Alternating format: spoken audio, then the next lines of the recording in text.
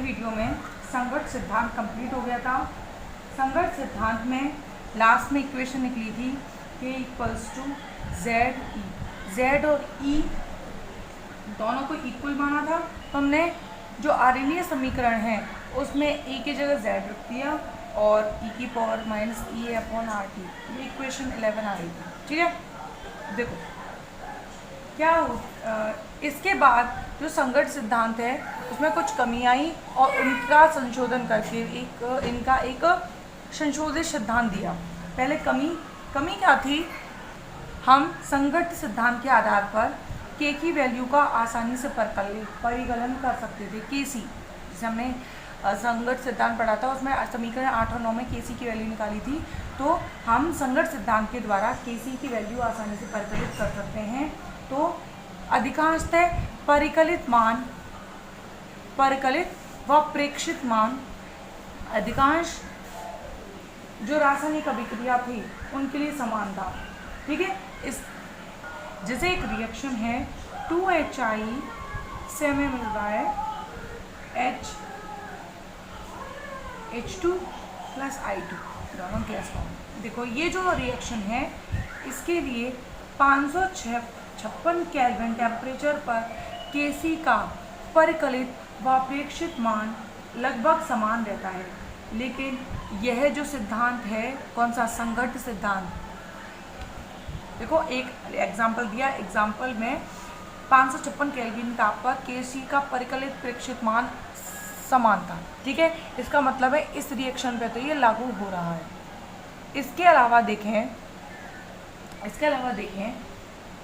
कई और अभिक्रियाओं को, तो यह सिद्धांत अनेक अभिक्रियाओं के लिए असफल भी रहा है। जैसे एथीन की द्विअणुक बहुलीकरण अभिक्रिया,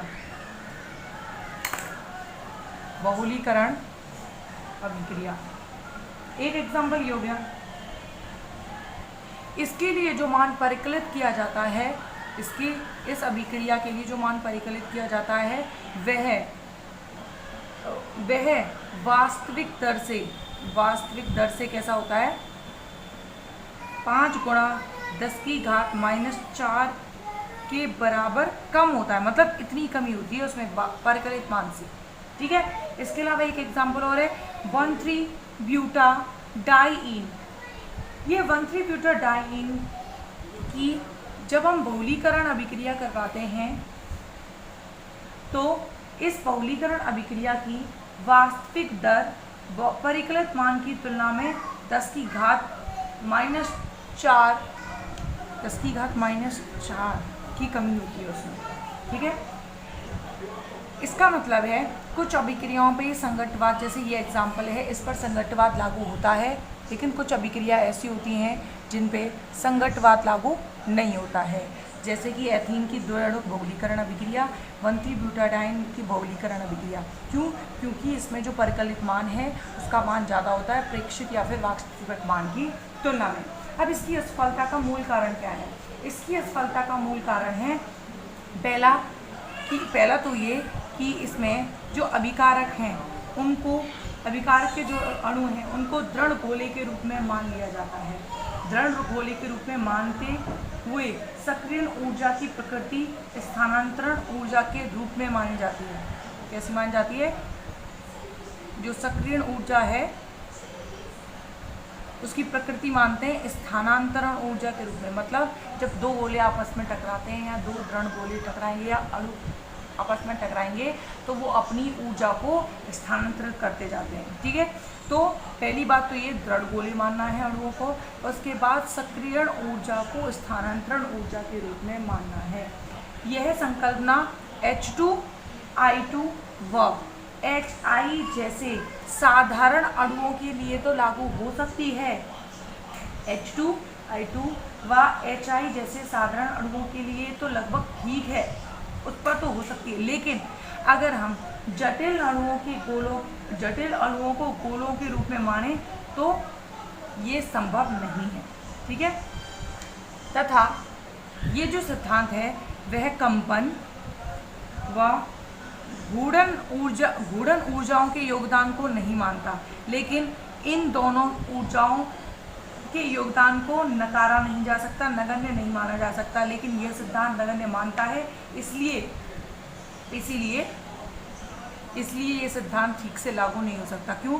क्योंकि जो कंपन व घूर्णन ऊर्जा होती है वो प्रभावी टक्करों की, जो प्रभावी टक्कर होती है ना, प्रभावी टक्कर क्या करती है? प्रभावी टक्कर कौन सी होती है? जो प्रभावी टक्कर वे होती है जिनमें अणु सक्रिय ऊर्जा के बराबर ऊर्जा प्राप्त कर लेते हैं। तो ये कंपन व घूर्णन क्या किया था? ये जो संघट्टवाद सिद्धांत था, संघट्टवाद सिद्धांत की कमी पहली ये थी कि दृढ़ गोले माना था। ठीक है, अणुओं को क्या माना? दृढ़ गोले माना था। इसके अलावा उन्होंने बोला कि जो सक्रिय ऊर्जा है वो स्थानांतरण ऊर्जा के रूप में होती है, स्थानांतरित हो जाती है। ठीक है, इसके अलावा जो कंपन व घूर्णन ऊर्जा है उनके योगदान को नकार दिया था। जबकि जो कंपन व घूर्णन ऊर्जा होती है ना, वो प्रभावी टक्कर की जितनी संभावना है ना उनको परिवर्तित करती रहती है। कंपन व घूर्णन ऊर्जा का योगदान होता है प्रभावी टक्करों की संख्या को कम करने या फिर बढ़ाने में। जब इनका योगदान होता है और ये सिद्धांत इसको नहीं मानता है, तो ये इसीलिए ये सभी अणुओं पर लागू नहीं हो पाता है। ठीक है, इसीलिए क्या किया? एक नया संशोधित समीकरण दिया गया। इसके लिए क्या किया? उसमें Kc बराबर अब P और लगा दिया, PZ e की पावर माइनस ये अपॉन RT। ठीक है, संशोधित समीकरण लिखाया और यहाँ पर जो P है वो है त्रिविम विन्यासी गुणांक। ये कौन सा गुणांक है?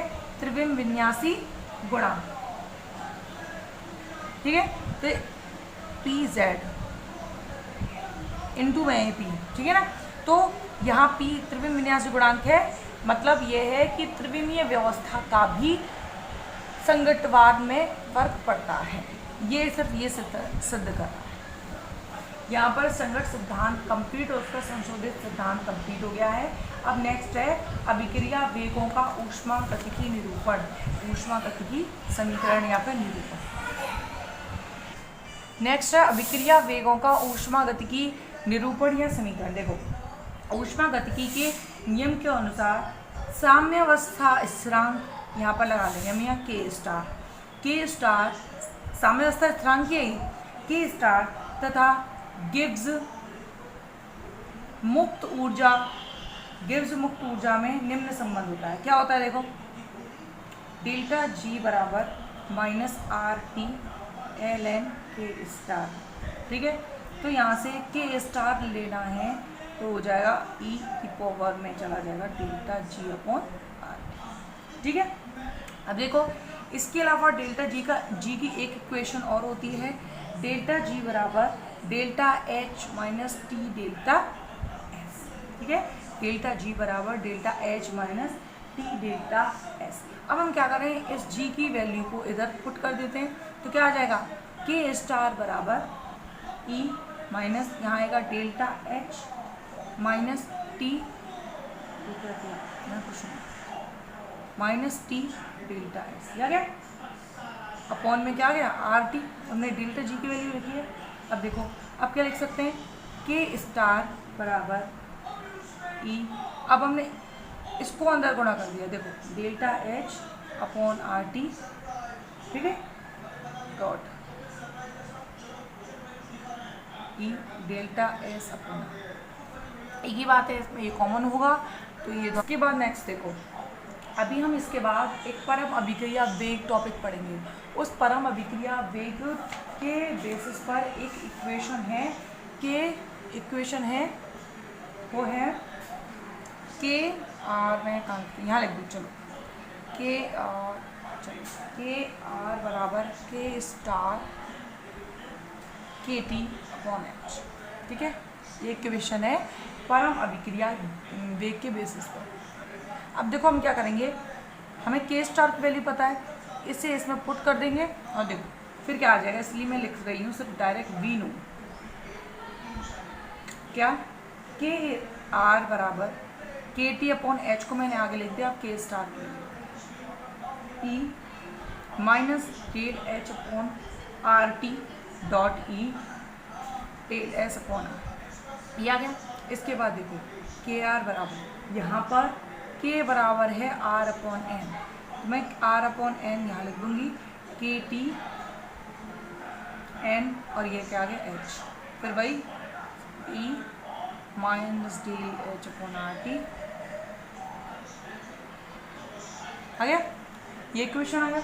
अब देखो ये जो इक्वेशन आई है वह परम अभिक्रिया वेग सिद्धांत के लिए मूल समीकरण कहलाता है, कि हमने ये परम अभिक्रिया वेग के बेस पे तो लिया था, उस पे सिर्फ पुट किया, तो क्या है ये परम अभिक्रिया वेग सिद्धांत के लिए मूल समीकरण है।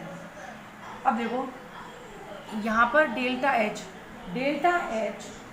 किसी भी अभिक्रिया की अभिक्रिया ऊष्मा को प्रदर्शित करता है। ये क्या है, अभिक्रिया ऊष्मा को प्रदर्शित कर रहा है कौन, अभिक्रिया बी, ठीक है। जैसे कोई अभिक्रिया ए प्लस बी और उससे उत्पाद बनने के दौरान एक बनती है एक संक्रमण अवस्था। तो देखो मैं एक डायग्राम बना रही हूँ, ग्राफ, यहाँ पर ए प्लस बी ज्वाइंट हो रहे हैं। जब ये इस एनर्जी यहाँ पर पहुँचेंगे तो यहाँ से यहाँ तक का ऊर्जा का अंतर होगा, वो होगा डेल्टा एच बराबर डेल्टा ई या फिर डेल्टा ई ए।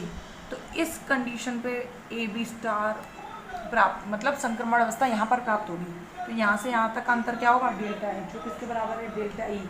तो जहाँ पे भी डेल्टा ई है हम क्या लिख सकते हैं, डेल्टा एच। देखो तो इस फॉर्मूले में हम डेल्टा एच की जगह डेल्टा ई रख देते हैं, के आर बराबर R T upon N H E delta E upon R T dot E. ये आ गई इक्वेशन। अब हम क्या कर रहे हैं, एक इसको आगे और पीछे कर देते हैं। कारण ये है कि हम इसकी तुलना आर्यनीय समीकरण से करेंगे।